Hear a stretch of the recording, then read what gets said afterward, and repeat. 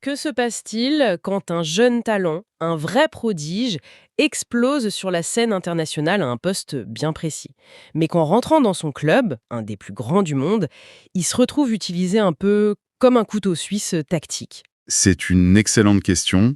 Est-ce que c'est une chance pour lui pour son développement? Hmm. Ou est-ce que ça risque au contraire de freiner sa progression? C'est exactement le dilemme au cœur de notre discussion aujourd'hui, et il concerne un joueur particulièrement en vue, Ibrahim Mbaye, le jeune Sénégalais de 18 ans du Paris Saint-Germain. On va essayer de décortiquer cette tension, tu vois, entre sa performance incroyable à la Coupe d'Afrique des Nations et la vision très spécifique de son entraîneur au PSG, Luis Enrique. Absolument. Et pour analyser ça, on a une base solide. On s'appuie sur un texte qui rapporte les propos de Luis Enrique lors d'une conférence de presse. Notre objectif, ça va être de disséquer sa philosophie, comprendre sa vision de la polyvalence, le niveau d'exigence qu'il impose à un jeune comme Mbappé. C'est bien plus qu'une histoire de foot en fait. C'est une vraie plongée dans la fabrique des talents au plus haut niveau, avec toute la pression que ça implique. Alors, pour que tout le monde comprenne bien l'enjeu, il faut revenir au point de départ. La Coupe d'Afrique, au Maroc. Pour Ibrahim Mbaye, c'est sa toute première, Il a 18 ans? 18 ans. Exactement. Il est appelé avec les Lions du Sénégal, sous la direction de Pape Thiaw, et là-bas, il ne fait pas que participer. Il crève l'écran. Le mot qui revient souvent, c'est brillant. Mais je trouve que ça ne dit pas tout. Il faut imaginer le contexte, la pression. Une CAN, c'est tout un continent qui regarde. C'est pas un tournoi de jeunes, hein. Ah non, c'est clair. Il est sur le terrain avec et contre des joueurs confirmés, des stars qui jouent en Angleterre, en Italie. Et dans ce décor, un gamin de 18 ans prend le jeu à son compte. C'est juste énorme. Et il le fait depuis une position très claire, le côté droit. Le texte est formel là-dessus. C'est là qu'il a été le plus, je cite, impactant. Mhm. Et ce n'est pas juste une impression visuelle. Les statistiques sont là pour le prouver. Oui, il y a du concret. 2 passes décisives et en but. Pour un joueur de son âge, dans une compétition de ce calibre, c'est phénoménal, quoi. En quelques semaines, il s'est forgé une identité. C'est le pont le plus cial. C'est exactement ça. Cette performance, elle a solidifié son image publique.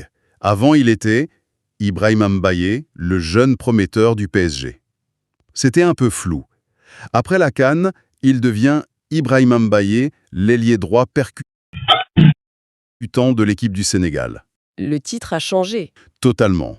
Il a prouvé, sur une scène majeure, qu'il pouvait être un joueur de classe mondiale à ce poste-là. Et c'est avec cette nouvelle carte de visite, ce nouveau statut, qu'il rentre à Paris. Et c'est là que le puzzle se complique justement. Il atterrit à Paris avec cette image très nette d'ailier droit et il se heurte à une réalité bien plus Flou. floue. Voilà. La source nous dit, et je trouve la formule très parlante, que Mbaye cherche encore son vrai poste au sein du club. L'identité qu'il venait de se construire semble presque s'évaporer. L'expression utilisée est même plus forte. Il est baladé un peu partout. Oui. Ce n'est pas juste qu'il n'a pas de poste fixe, c'est qu'on le déplace activement en fonction des besoins de l'équipe. Donc on a un contraste saisissant. D'un côté, une révélation, un spécialiste qui explose aux yeux du monde, et de l'autre, Un nomade tactique qui brouille les pistes. c'est ça. Ça soulève une question fondamentale, je trouve. Du point de vue d'un jeune joueur, à 18 ans, ce n'est pas terriblement déstabilisant. On a besoin de repères à cet âge, de certitudes pour construire sa confiance. Le fait d'être ce joueur à tout faire, est-ce que c'est vraiment un cadeau? C'est le débat éternel sur la polyvalence. C'est une véritable arme à double tranchant. Le côté pile, l'avantage, c'est que c'est une qualité tactique immense. Un joueur qui comprend plusieurs postes développe une intelligence de jeu supérieure. Il lit mieux le jeu, c'est ça. Exactement. Il anticipe mieux, il comprend les déplacements de ses coéquipiers. Pour un coach, c'est de l'or en barre. C'est le joueur qui peut te sauver un match en s'adaptant à un changement de système ou à une blessure. D'accord, ça c'est le scénario de rêve, le côté positif. C'est le scénario idéal, oui. Mais quel est le côté face liasse? Le risque. Le risque, c'est le syndrome du bon partout, excellent nulle part. Ah. À force de dépanner, de combler les brèches, le joueur ne prend jamais vraiment le temps de polir les tout petits détails qui font la différence, ceux qui te font passer de très bon à exceptionnel dans un rôle spécifique.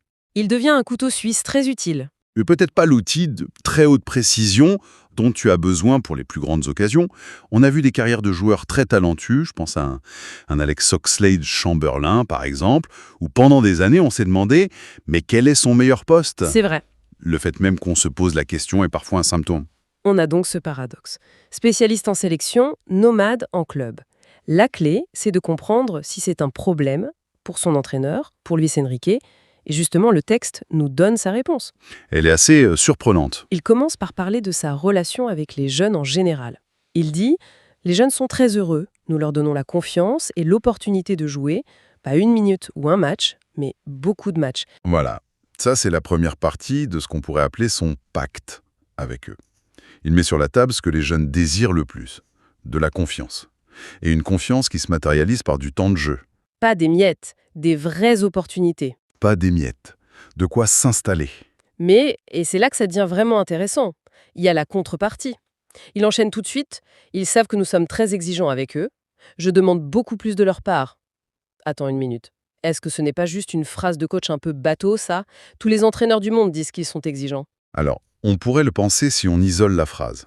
Mais la force de son propos, et c'est ce que la source révèle, c'est qu'il lie directement les deux.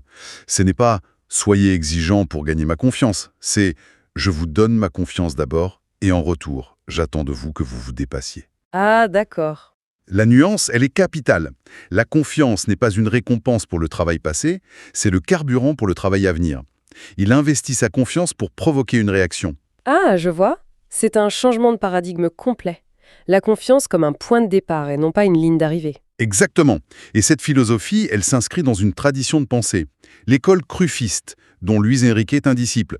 Le joueur intelligent, adaptable, est au service du système, et le système magnifie le talent du joueur. C'est l'opposé d'une approche plus conservatrice. Totalement. L'opposé d'une approche, disons, mouriniesque, où un jeune doit d'abord prouver pendant des mois sa fiabilité absolue dans un rôle très défini, souvent défensif, avant qu'on lui accorde plus de liberté. Enrique, lui, donne les clés de la voiture et dit « Maintenant, montre-moi que tu sais conduire, et vite ». Et ça nous ramène directement au cas d'Ibrahim Mbaye. Comment cette philosophie s'applique concrètement à son nomadisme tactique? C'est là que tout s'éclaire. Enrique est interrogé sur Mbaye et sa réponse, qui est citée dans le texte, est sans le moindre équivoque. Il dit « Mbaye peut jouer partout. Il peut jouer sur les côtés ou dans l'axe, il peut même jouer au milieu. C'est ce que j'aime. » Ah, voilà la clé. C'est incroyable en fait. On a complètement mal interprété la situation depuis le début. On se demandait si son manque de poste fixe était un problème, alors que pour Enrique, c'est sa qualité numéro 1. Précisément. Ce qu'on voyait comme une faiblesse potentielle, une sorte d'indécision, est pour lui sa plus grande force. Tout à fait. Il ne cherche pas à le fixer, il cherche à exploiter cette flexibilité. Pour lui, le projet n'est peut-être pas de faire de Mbaye le meilleur ailier droit du monde. Non? Le projet, c'est peut-être de faire de lui l'un des joueurs les plus complets et tactiquement intelligents de sa génération. Sa performance à la CAN, c'était juste un aperçu d'une des facettes de son talent. Ce n'était pas la totalité de son identité de joueur. C'est fascinant, mais connaissant le personnage, ça ne peut pas être aussi simple. Il y a forcément un mais quelque part. Et le mais arrive juste après. C'est la phrase qui boucle la boucle avec son exigence.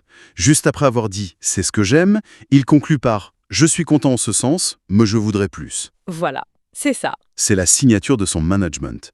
Même au moment où il valide la plus grande qualité de son joueur, il place immédiatement la barre plus haut. Toujours plus. La satisfaction est toujours conditionnelle. Le potentiel est toujours à maximiser. Le message est brutalement clair en fait. Ce que tu fais, c'est bien, c'est ce que je veux, mais ce n'est pas encore assez. Montre-moi encore plus et partout. Waouh, la pression doit être absolument immense. Donc si on résume, on a un jeune prodige qui se révèle au monde dans un rôle de spécialiste. Oui.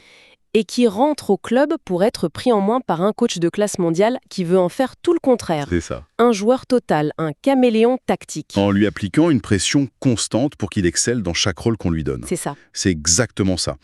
Et la conclusion qu'on peut en tirer, c'est que le débat « quel est le meilleur poste d'Ibrahim Mbaye ?» c'est un débat pour nous, les observateurs. Mais ce n'est absolument pas celui de son entraîneur. Non, pour lui, la question ne se pose même pas. Pour lui, Enrique, le meilleur atout de Mbappé, c'est précisément de ne pas avoir un seul et unique meilleur poste.